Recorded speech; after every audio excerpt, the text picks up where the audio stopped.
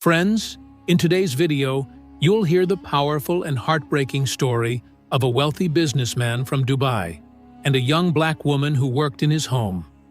After getting her pregnant, he cruelly abandoned her without looking back. But fate had other plans. What happened to the woman afterward? And how did the story take an unexpected twist years later? Watch until the very end to uncover the full truth. If this story moves you, don't forget to like the video. And if you're new here, hit that subscribe button and tap the bell icon so you never miss a story like this. Now, let's begin. The desert. Skyline shimmered under the setting sun as the towers of Dubai cast long shadows across the golden sands. From the top floor of a luxury skyscraper in downtown Dubai, Khalil Alayed stood alone, a glass of untouched scotch in hand, watching the city pulse below him. At 52, he was the embodiment of success. A commanding presence in the oil and finance industries, a symbol of Middle Eastern wealth and discipline. He had everything: power, money, influence.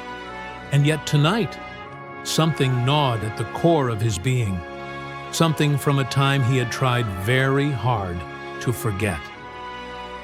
7 years ago, when Khalil was still climbing the ruthless corporate ladder, he had an affair with Amina, a young African maid who worked in his estate. Amina was from Mali, soft-spoken and humble, with eyes that held the weight of a difficult past and a heart still open to kindness. She had come to the UAE for work like so many others, hoping to send money back to her family. Khalil had noticed her, the way her silence carried dignity, how she moved with grace even when scrubbing floors. He had everything, and she had nothing. One night, he crossed a line. What started as a moment of temptation spiraled into something far more consequential. When Amina came to him weeks later, trembling, her hands nervously clutching a worn scarf over her chest, her words changed the course of both their lives. "I'm pregnant," she whispered. Khalil's world turned ice cold. "What?" he hissed, as if the word itself was poison. "You cannot be serious." She nodded, tears welling in her eyes. "I didn't plan this. I need your help. I have no one else." But Khalil saw only risk: his name, his reputation, his family. A child out of wedlock with a maid.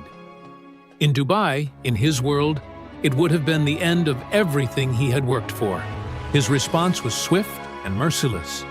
He had her dismissed that very day, given a modest severance package and a ticket back to Mali. No farewells, no questions, no trace. After that, he never heard from her again, and he liked it that way. Years passed. Khalil's fortune grew, his companies expanded, and his circle became one of CEOs, sheikhs, and diplomats. He convinced himself that Amina had moved on, perhaps even lied about the pregnancy. After all, what could a woman like her do?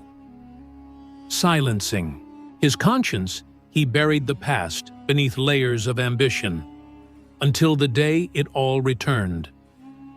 It began in London during a high-profile investment summit. Khalil was there to finalize a multi-million-dollar partnership with a fast-growing African tech company.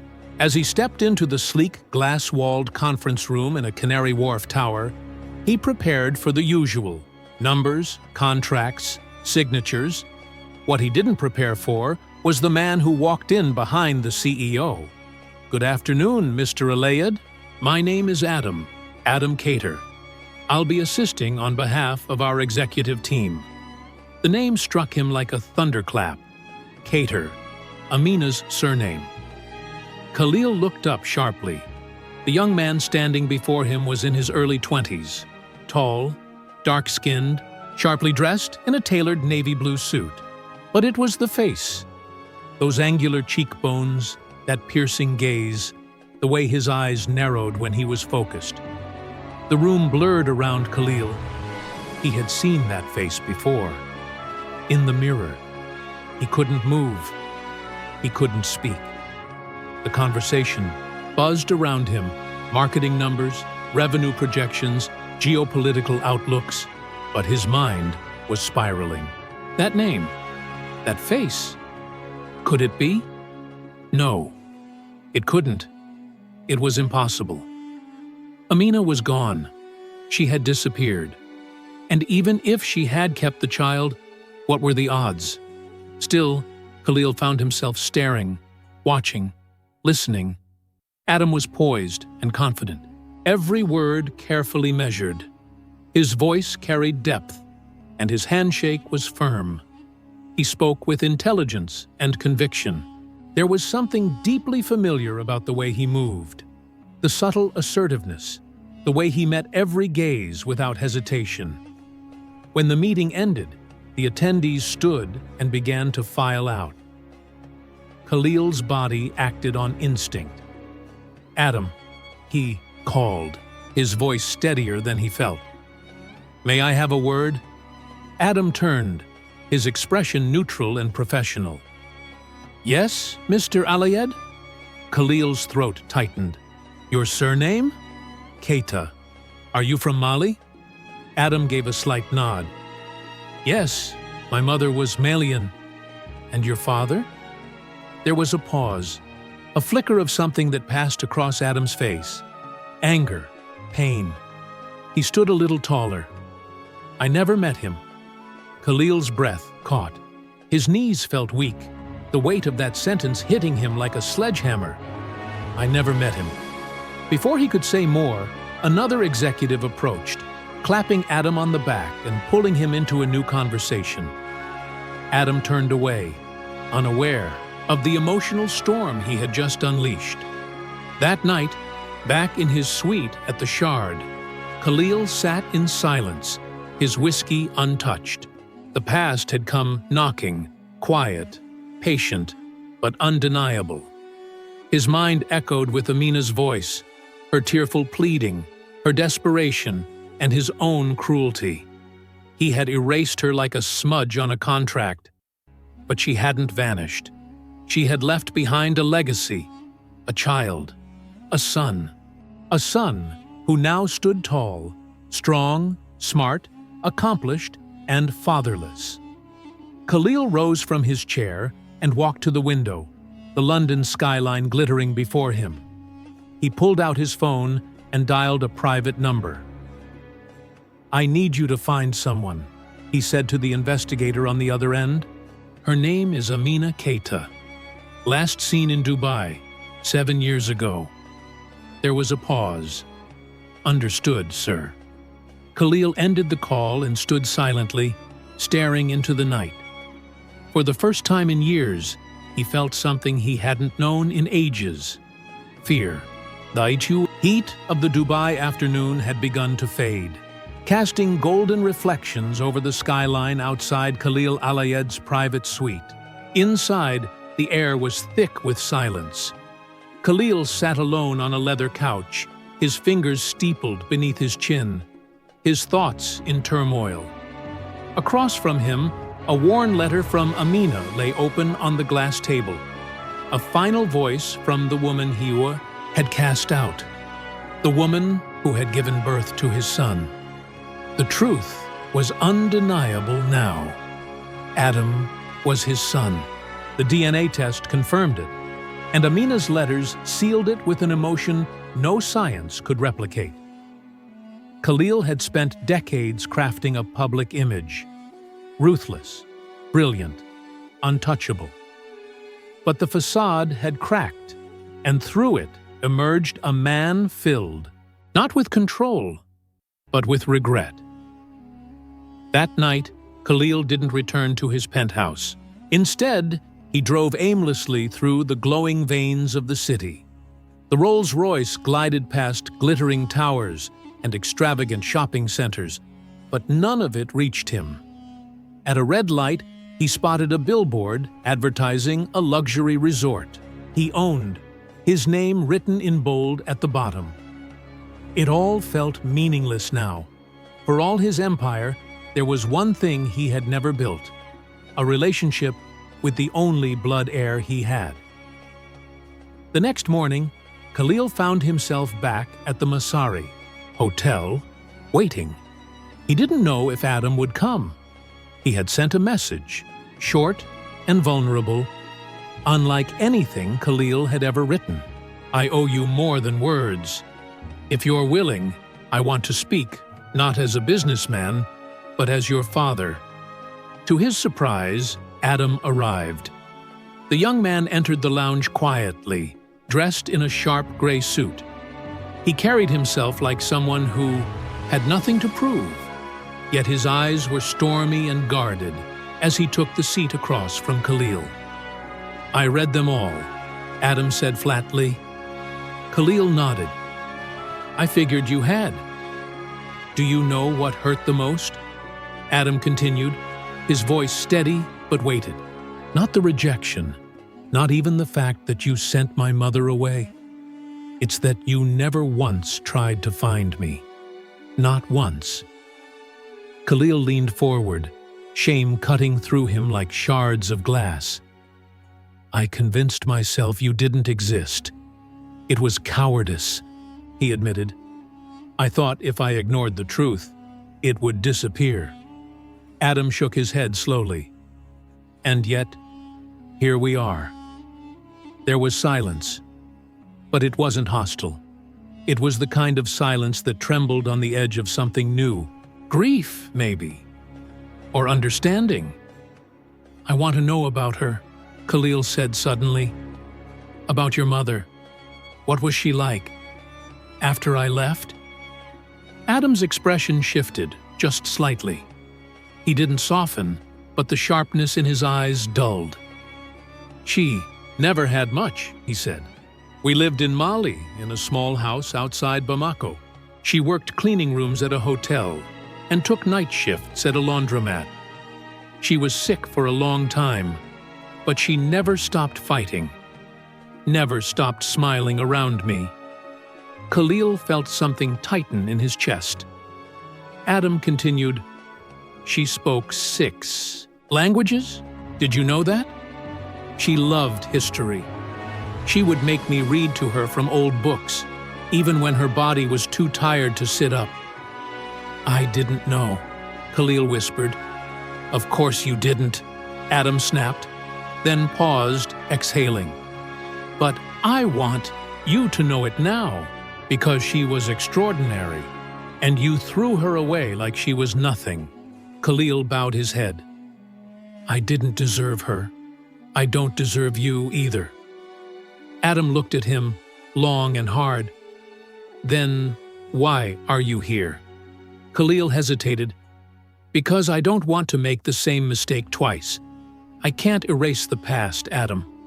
But if there's any way I can be part of your life now, even just a small part, I want to try." Adam leaned back, arms crossed. "This isn't a movie, Khalil. There's no neat ending, no dramatic forgiveness." "I don't expect forgiveness," Khalil said quietly. "But maybe, if you'd let me, I could earn something else. Respect, trust, even just understanding." Adam didn't respond, but he didn't leave either. Over the next few days, Khalil showed up again and again. He visited the foundation Adam had started, in Amina's name. He attended meetings without saying much, observing Adam's leadership and listening to survivors who had been helped by the programs. He sat quietly during a panel discussion on women's rights in North Africa, visibly uncomfortable, but refusing to leave. He didn't bring cameras. He didn't give interviews. He just showed up. One evening, after a long community fundraiser, Adam found him stacking empty chairs in the back of the hall. "You don't have to do that," Adam said, surprised. "I know," Khalil replied, "but maybe I should." Adam stood in silence for a moment, then helped him. It wasn't reconciliation, but it was something, a beginning. Later that night, Khalil received a text from Adam. "There's a memorial for my mother next Friday in Dubai. I'm speaking. You can come if you want." Khalil stared at the message for a long time, then typed one word: yes. As Friday approached, the city buzzed with speculation. Word had spread about the mysterious connection between Khalil Alayed and the young African tech executive. Rumors flew. Some tabloids even published side-by-side photos of their faces, drawing attention to the uncanny resemblance. But Khalil ignored it all. The only thing that mattered now was Adam and Amina. He stood before her memorial, not as a mogul, not as a public figure, but as a man trying, too late, to make things right. The day of Amina's memorial arrived, bringing a warmth to the Dubai air that did not match the heaviness in Khalil's chest. The ceremony was held in the central hall of the Women's Empowerment Foundation, an organization Adam had built in his mother's name. The venue was elegant yet simple, just as Amina would have wanted. Soft white curtains framed the large windows, and photos of Amina lined the walls. Images of her teaching young girls in Mali, smiling beside a young Adam, and standing proud in her hotel uniform, dignity shining in her eyes. Khalil arrived alone. He wore no designer suit, no diamond cufflinks, and brought no entourage. Instead, he donned a simple dark gray thobe, his face marked with humility. He walked past murmuring attendees, their eyes trailing him with a mix of recognition and curiosity. The room was filled with donors, activists, local leaders, and many women whose lives Amina's foundation had touched over the years. At the front of the hall, a large black and white portrait of Amina dominated the space. Beneath it, a plaque read, "Amina Qaida, Mother, Fighter, Light to the Forgotten." Khalil slipped into a seat near the back, far from the cameras, far from the stage. He had not come to be seen. He had come to listen, to witness the legacy of the woman he had once treated as if she were disposable. Then Adam stepped onto the stage. He wore a dark suit, his face calm but solemn. When he began to speak, his voice echoed with purpose. "My mother was the strongest person I've ever known," he began, scanning the room slowly. "She was born into hardship, worked tirelessly, and raised me alone. She never sought pity, only dignity. She built a life for us with broken tools and never once complained about the cost." Khalil felt his throat tighten. "She never spoke much about my father," Adam continued. "But she did speak about forgiveness. She believed people could change, that even the worst mistakes could be redeemed, not by words, but by actions, by sacrifice." He paused, letting the words sink in. "I stand here today not just because of her, but because of what she gave to others. She believed no woman should suffer in silence. This foundation ensures that no one ever has to again." Applause filled the room. Then, without a word, Adam stepped off the stage and walked toward the back, where Khalil sat. For a moment, silence hung between them. "She would have wanted you here," Adam said softly, without looking directly at him. Khalil nodded, "And I wanted to be." They left the ceremony together. Outside, sunlight glimmered off the foundation's glass windows as they made their way toward the garden Amina had helped design before her death. A quiet corner filled with native flowers and a stone bench beneath a palm tree. Adam led the way, and they both sat down. "She used to sit here with the women who were too afraid to speak," Adam said. "Just listening, letting them cry, letting them feel seen. She was extraordinary, Khalil said, almost to himself. She was, Adam replied, leaning forward, his elbows resting on his knees.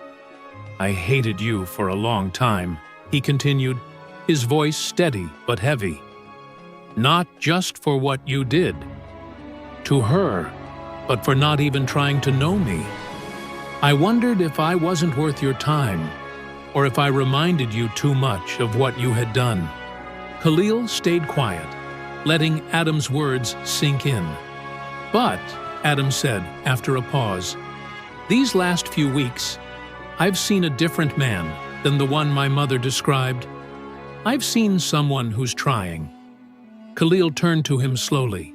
It's all I can do now. I will never undo what I did, but I'm here and I will stay here, as long as you'll let me. Adam studied him for a moment. You can't buy this, Khalil. You can't throw money at it and expect things to be fixed. I know. I don't want your name on the foundation, Adam said firmly. Not on any building, not on any award. I don't want it there, Khalil replied. I only want to be part of your life, in whatever way you'll allow. Adam exhaled slowly. Then, from the inside pocket of his jacket, he pulled out the last unopened letter his mother had written before her death. He handed it to Khalil. I've read it a dozen times, Adam said, but I think it was meant for you. Khalil took the letter with shaking hands. He opened it slowly and began to read. Khalil, if you're reading this, it means life has done something unexpected, perhaps even miraculous. I don't write this to accuse you. I write it so you'll know the truth. You hurt me, deeply. But I also saw in you the man you could have been, the one who once held my hand beneath the stars and whispered dreams you never dared chase. Our son is extraordinary. He is the best parts of you and the best of me. I raised him to be kind, strong, and unbreakable. But I always hoped that somewhere in your soul there would be space for him. If you have found that space, don't waste it. Amina. Khalil lowered the letter, his eyes wet. She believed in me even when I didn't. Yes, Adam said, and that's why I'm giving you a chance. Not for you, for her. Khalil reached over, placing his hand gently over Adam's. Thank you. They sat there for a long while. Two men, father and son, not bound by time or perfection, but by the willingness to begin again. And somewhere, in the warmth of the Dubai afternoon, it felt like Amina was there, smiling at the family she had dreamed into existence. If you enjoyed this story, don't forget to like the video, share your thoughts in the comments, and subscribe for more powerful, emotional, real-life tales. See you in the next one.